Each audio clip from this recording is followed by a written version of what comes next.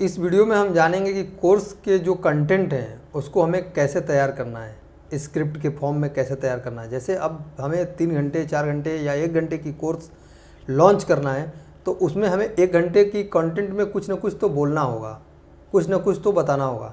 तो ये चीज़ें 1 घंटे की चीज़ें हमें कैसे याद रखनी होती है?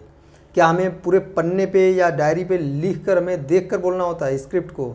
यदि हम लिख कर बोलेंगे या देख कर बोलेंगे तो हमारा जो ऑडियंस का जो रिटेंशन होगा, इंगेजमेंट होगा, वो अच्छा नहीं होगा। यूजर का जो एक्सपीरियंस होगा वो अच्छा नहीं होगा।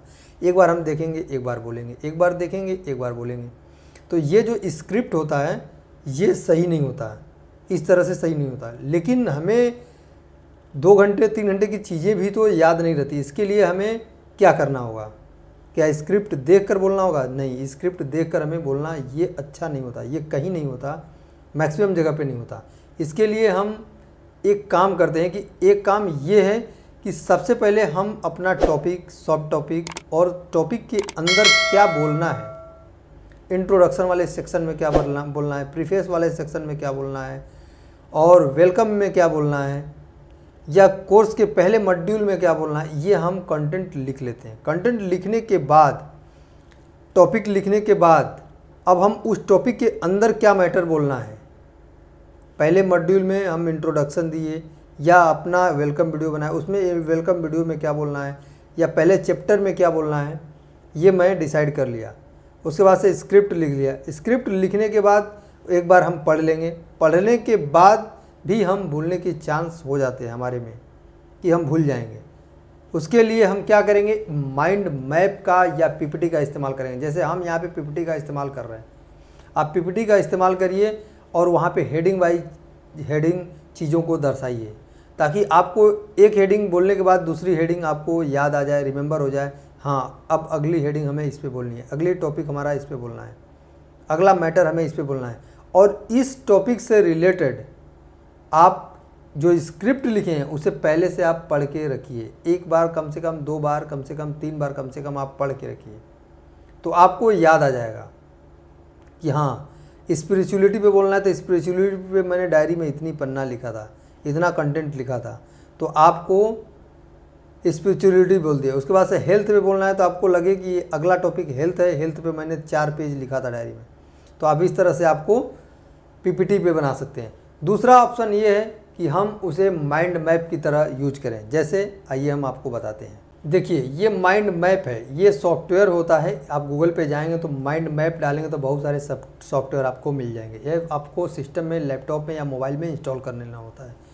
ये स्क्रिप्ट का जो पार्ट जो फॉर्म होता है, पार्ट फॉर्म में, जैसे मान लीजिए टुकड़े में हम बोलें, स्क्रिप्ट को हम टॉपिक वाइज या हेडिंग वाइज या सेंटेंस वाइज हम यहाँ पे कर लेते हैं, ताकि हमारा माइंड जो है एक टॉपिक बोलने के बाद उसे रिमेंबर हो जाए कि दूसरा टॉपिक हमें इस पे बोलना है, तीसरा टॉपिक हमें ये है, हमें इस पे बोलना है, चौथा टॉपिक हमारा ये है। जैसे अब यहाँ पे हम मान लीजिए हम वेलकम वीडियो में आपको कुछ बोल रहे हैं, वेलकम वीडियो में आपको बोलने के बाद हमें तुरंत आ जाएगा कि हमें प्रिंसिपल पे बोलना है, और प्रिंसिपल से रिलेटेड हमारा जो स्क्रिप्ट है डिटेल में हमारे डायरी पे लिखा है, हम उसको 1 बार 2 बार पढ़ लिए हैं, कोई बात नहीं, 1 लाइन 2 लाइन इधर उधर चल जाएगा, ऊपर नीचे चल जाएगा, लेकिन हमें पता तो होना चाहिए क्या बोलना है। अब आप थोड़ा डिटेल में देखिए, इसे वेलकम के बाद ये देखिए इंट्रोडक्शन है, ये कंसेप्ट है, कंसेप्ट 2 है, कंसेप्ट 3 है, उसके बाद से इकोसिस्टम है, ये डिजिटल मार्केटिंग में मैंने स्क्रिप्ट बनाया है। ये देखिए डिजिटल मार्केटिंग जर्नी। ये क्या लगता है आपको, ये आपको क्या लगता है कि ये बिना देखे कोई बोल सकता है? इतना 3 घंटे के कंटेंट को कोई बोल सकता है? नहीं बोल सकता है। ये देखिए, ये क्या है, इस पे एक एक टॉपिक पे, एक एक लाइन पे कम से कम 10-10 लाइन आपको बोलना है। ये कैसे होता है? जैसे मैंने ये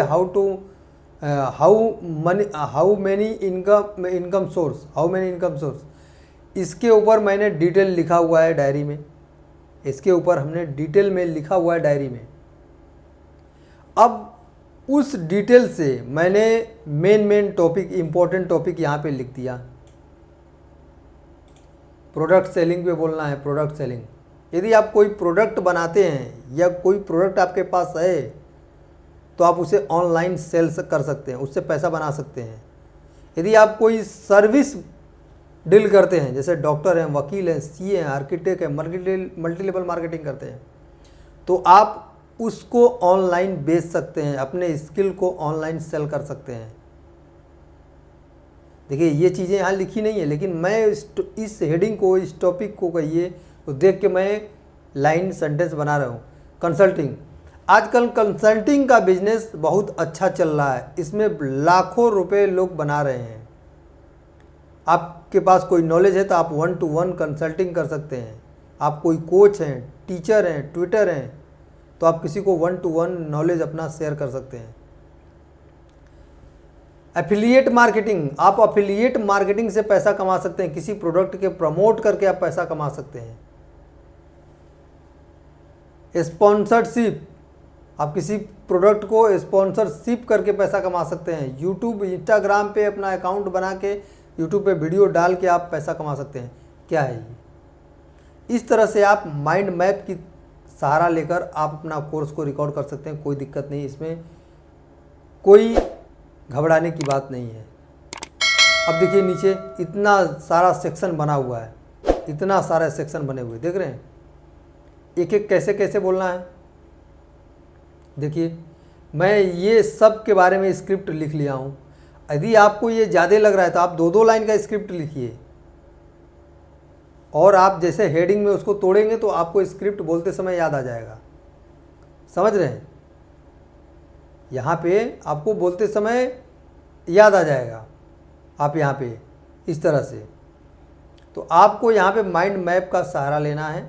यदि आपका स्क्रिप्ट लंबा है, आपका कोर्स लंबा है, आपको लग रहा है कि नहीं मैं बिना देखे नहीं बोल सकता हूँ, तो प्लीज़ आपको स्क्रिप्ट देख के ऐसे पढ़ के आपको नहीं बोलना है, पढ़ के आपको नहीं बोलना है, पढ़ के आपको नहीं बोलना है।